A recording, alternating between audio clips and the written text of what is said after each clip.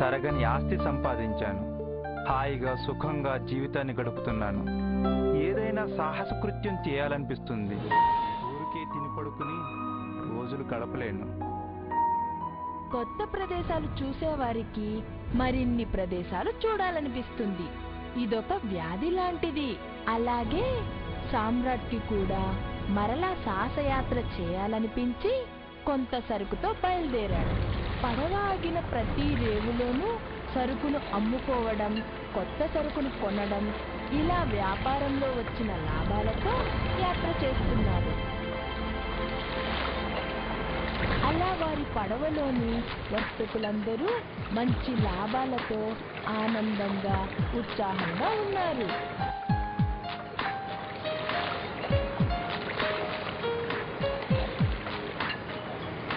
ఆహా, రోజు ఇలాగే ఉంటే ఎంత బాగుంటుంది. ఎంత ప్రశాంతంగా ప్రయాణిస్తుందో పడవ.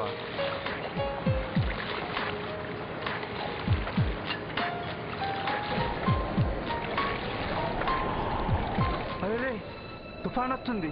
తుఫాను గాలులు పడవను ఇష్టం వచ్చినట్లు నెట్టేస్తున్నాయి. ఈ కెరటాల తాగడికి పడవ ఎక్కడ మునిగిపోతుందో చాలా భయంగా ఉంది. అరే, ఈ పడవలోని వస్తువులన్నీ చల్లా చెదురైపోయాయి. మీరేం భయపడకండి, ఈ పడవ బోల్తా పడకుండా నేను చూసుకుంటాను. మొత్తానికి ఆ పెను తుఫాను వారందరినీ ఒక తీరానికి కొట్టుకుని పోయేలా చేసింది. భూమి కనపడడంతో బ్రతుకు జీవుడా అని అందరూ ఊపిరి పీల్చుకున్నారు. భూమిపైకి దిగబోతుండగా ఆ పడవ పెద్ద, ఆగండి మిత్రులారా, మనం ఎక్కడికి కొట్టుకొచ్చామో సరిగ్గా తెలియడం లేదు. కానీ నాకు తెలిసినంత వరకు ఇదొక కోతుల కొండ ప్రాంతానికి చెందిన ప్రదేశం. కోతుల కొండ? అవును, ఇక్కడి వారంతా కోతులా ఉన్నారు. అతి భయంకరమైన జాతిలో ఉంది. అంతలో వారి చుట్టూరా కోతుల్లాంటి ఆకారాలు నిలబడి ఉన్నాయి. అప్పటికే అవి ఎక్కడి నుంచి వచ్చాయో, ఎలా వచ్చాయో తెలియదు వారికి. అవన్నీ వారినే చూస్తున్నాయి. వాటి దంతాలు కూరల్లా ఉన్నాయి. ఒళ్ళంతా రోమాలతో నిండి ఉంది. వాటి కళ్ళు నల్లగా నిగనిగలాడుతూ మెరుస్తూ తీక్షణంగా వారినే చూస్తున్నాయి. అలా ఒకటి కాదు, రెండు కాదు, వందల వేల సంఖ్యల్లో వారందరినీ చుట్టుముట్టాయి. పడవలో ఒక కొయ్యి మీద నుండి మరో కొయ్యి మీదికి దూకుతున్నాయి. అరే, ఇవి ఎంత గందరగోళం చేస్తున్నాయి. మా తెరచాపలు లాగేస్తున్నాయి, తాళ్లను తీగలను తెంపేస్తున్నాయి. అయ్యయ్యో, మా పడవంతా ధ్వంసమైపోయింది. ఈ కోతులు మేమేమీ చేయలేకపోతున్నామే.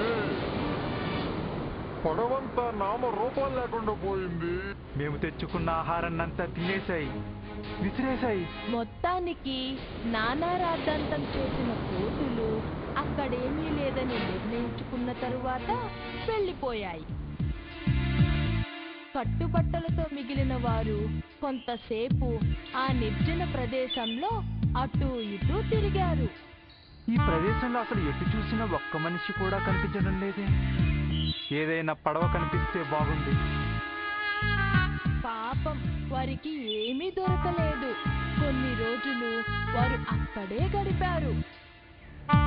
దొరికిన పళ్ళను తింటూ సముద్ర తీరంలోని ఇసుకలో కోతులు తీసి వచ్చిన మంచినీటిని త్రాగుతూ రోజులు గడిపారు. అయినా ఈ దీవి లోపలికి వెళ్ళి పరిశీలించి చూద్దాం. అలా ఆ దీవిలోకి పోతూ ఉండగా హఠాత్తుగా వారికి నరసంచారం ఉన్న గుర్తులు కనిపించాయి. అక్కడేదో పెద్ద కోట గుట్ట మీద ఉన్నట్టుంది. దానికి పెద్ద గేటు కూడా ఉన్నట్టుంది. ఎవరూ లేనట్లున్నారు. అయినా ఇంకా లోపలికి వెళ్ళి చూద్దాం. ఆహా, ఎంత పెద్ద భవంతో. ఇక్కడ ఏదో నిప్పులేసిన ఆనవాళ్ళు, తినగా పారేసిన ఎముకలున్నాయి. అలా అలసిపోయిన వారు ఆదమరిచి నిద్రపోయారు. కొంతసేపటికి ఒక పెద్ద భయంకరమైన శబ్దం వారికి వినిపించింది. అమ్మో, భయంకరమైన పర్వత ఆకారం గల రాక్షసి మన వైపే చూస్తుంది. దాని కళ్ళు ఎంత ఎర్రగా చింత నిప్పుల్లా ఉన్నాయో, చాటల్లాంటి చెవులతో, నోటికి ఇరువైపుల గంతపు కూరలతో క్రూర జంతువులకు ఉన్నట్టు చేతి గోళ్ళు భయంకరంగా ఉన్నాయి. అటువంటి రాక్షసి లోపలికి వెళ్ళి రాత తిన్నెపై కూర్చొని నిట్టూర్పు వదిలింది. ఆ గాలికి వారంతా ఒక కుప్పలాగా దూరంగా వెళ్ళి పట్టారు. ఆ రాక్షసి మమ్మల్ని పట్టుకోబోతుంది. అంత దూరంగా పారిపోండి, చేతులు చాస్తుంది, వెళ్ళిపోండి. అయ్యయ్యో అయ్యయ్యో, నేను దీనికి దొరికిపోయానే. ఆ రాక్షసుడు సామ్రాట్ ఒళ్ళంతా తడిమి చూశాడు. పాపం, చాలా చిన్నవాడిలా అనిపించాడేమో. అతన్ని పారేసి ఇంకొకరిని పట్టుకుని తడిమి చూస్తూ తను సంతృప్తి చెందే వరకు అలా చూస్తూనే ఉన్నాడు. అయ్యయ్యో, మన పడవ పెద్ద ఆయన ఆ రాక్షసుడు పట్టుకున్నాడు. అసలే కొంచెం భారీ శరీరం. అతన్ని పట్టుకున్న రాక్షసుడు మెడను విరిచి మొండంలోకి ఒక ఇనుప ఊచను గుచ్చాడు. నిప్పు రాజేసి అందులో కాల్చి తినసాగాడు. ఆ భయంకరమైన దృశ్యం చూసేసరికి వారికి వణుకు దడ పుట్టుకొచ్చాయి. కరకర తిన్న తరువాత ఆ రాక్షసుడు ఆ బల్ల మీదే నిద్రపోయాడు. ఇది మనకు దొరికిన మంచి అవకాశం. ఆ రాక్షసుడు నిద్రపోతున్నాడు. ఎలాగైనా ఈ రాక్షసుడు నుంచి తప్పించుకుపోవాలి. ఇతని కంటపడితే మన గతి అంతే. అబ్బా, ఎంత కర్కశంగా మెడ విరిసేశాడు. పైగా రక్తం కారుతున్న మొండంలోకి పెద్ద ఊచన కుచ్చడమా, దానిని నిప్పుల మంటపై కాల్చి తినడమా? బాబోయ్, తలుచుకుంటేనే ప్రాణాలు పోతున్నాయి. ఇక్కడ ఒక క్షణం కూడా ఉండకూడదు. అలికిడికి వాడు నిద్రలేస్తే ఎలాగా? మనం పారిపోవడం కాదు, రాక్షసుడు ఎలాగో నిద్రపోతున్నాడు కాబట్టి ఈ ఊచను ఎర్రగా నిప్పుల్లో కాల్చి వాడి కళ్ళని పొడిచేద్దాం. రాక్షసుడు గుడ్డివాడైపోతాడు. అప్పుడు మనం మెల్లగా పారిపోవచ్చు.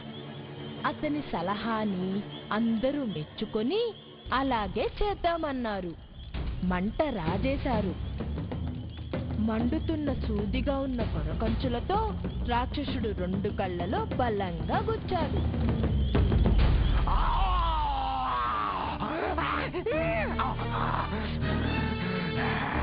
దిక్కులు దత్తరిల్లేలా అరచి గెంతసాగాడు ఆ రాక్షసుడు.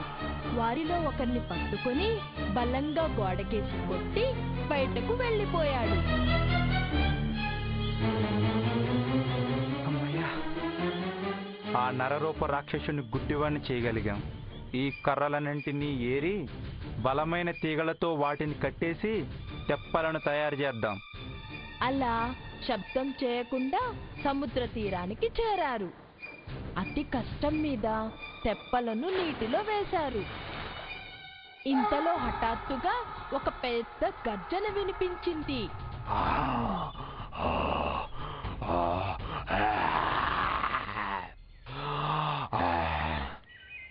ఏంటబ్బా, ఆ గుడ్డు రాక్షసుడే మేం తప్పించుకున్న సంగతి ఎలా తెలిసింది? తెప్పలు నీళ్ళల్లో వేస్తున్న శబ్దానికి రాక్షసుడు వారి వైపు వస్తూ పెద్ద పెద్ద బండరాళ్లను వారిపై విసురుతున్నాడు. అదండి అదండి, ఆ విరిగిన తెప్పలపైన ఎక్కి వెళ్ళిపోదాం. ఆ తెప్పలు సముద్రంలో ఎటువైపు వెళుతున్నాయో వారికి అర్థం కావడం లేదు.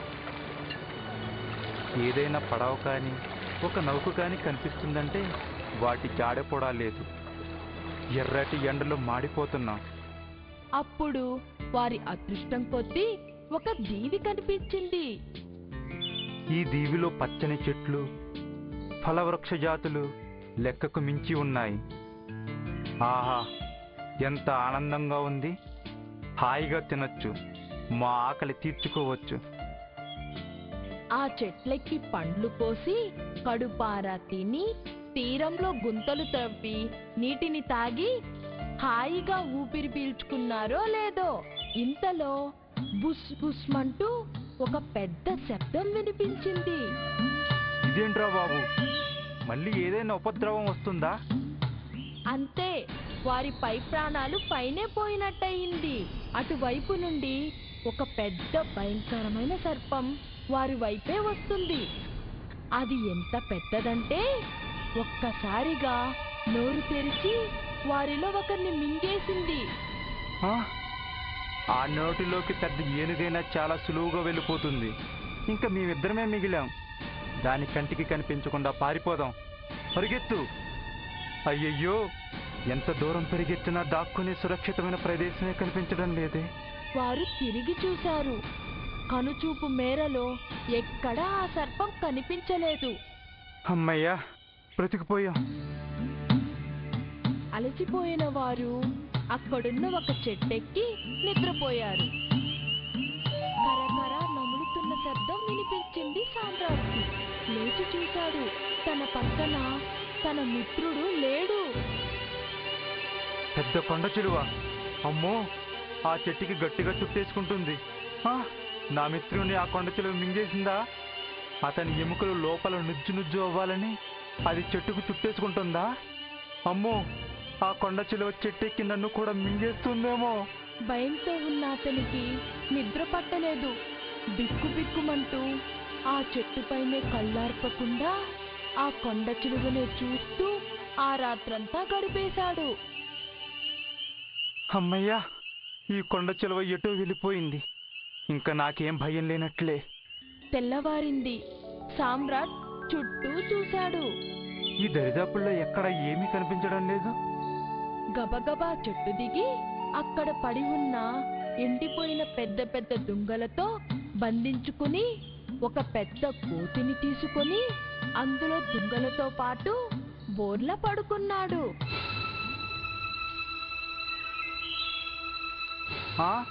కొండ చిలువ అది నా కోసమే గాలిస్తున్నట్లుంది. నేనున్న చెట్టుకు దగ్గరలోనే చెట్టుపై విశ్రమించిందన్నమాట. అది అతని వైపే రావడం గమనించి కళ్ళు మూసుకొని భయంతో గోతిలోనే ఆ దుంగలను అట్టు పెట్టుకుని భూమిపై పడుకున్నాడు. ఆ కొండ చిలువ నన్ను మింగేయాలని పలుమార్లు ప్రయత్నిస్తుంది. కానీ దానికి నేను కనిపించడం లేదేమో. నన్ను మింగకుండా ఉంటే బాగుండు. దేవుడా, నన్ను రక్షించు. ఇక లాభం లేదనుకుందేమో జరజరా పాక్కుంటూ ఎటో వెళ్ళిపోయింది. ఇది వెళ్ళిపోయిందా? అమ్మయ్యా, వెళ్ళిపోయింది. ఆ దుంగలను విప్పుకొని ఏదైనా పడవ కనిపిస్తుందేమో అని సముద్రం వైపు చూశాడు. అతని అదృష్టం కొద్దీ దూరంగా ఒక పడవ కనిపించింది. ఎలాగైనా దాని దృష్టిని ఆకర్షించాలి. నన్ను ఎవరైనా చూస్తే బాగుండు. గబగబా ఒక ఎత్తైన చెట్టు ఎక్కి ఒక పొడుగాటి కర్రకు తలపాగా జెండా మాదిరిగా చేసి ఊపాడు. అతని ప్రయత్నం ఫలించింది. నన్ను వారు చూశారు. కొంతసేపట్లో ఆ పడవ నా దగ్గరికి వచ్చేస్తుంది. అతను అనుకున్నట్లు ఆ పడవ వచ్చింది. వారు అతన్ని ఎక్కించుకున్నారు. తినడానికి మంచి ఆహారం కూడా ఇచ్చారు. త్రాగడానికి నీరు కూడా ఇచ్చారు. అతను గురించి అంతా వివరించి చెప్పాడు. ఆ పడవ పెద్ద చాలా మంచివాడు. మిత్రమా, ఇదిగో ఇందులో కొన్ని సరుకులున్నాయి. నీవు వాటితో యథేచ్ఛగా వ్యాపారం చేసుకొని వచ్చిన లాభంలో కొంత తీసుకోవచ్చు. మిగిలింది ఆ సరుకు యజమానికి అక్కర్లేదు. అతడెక్కడో అదృశ్యమయ్యాడు. అతడు ఎప్పుడు కనిపిస్తే అప్పుడు అతని లాభం అతనికి ఇచ్చేద్దాం.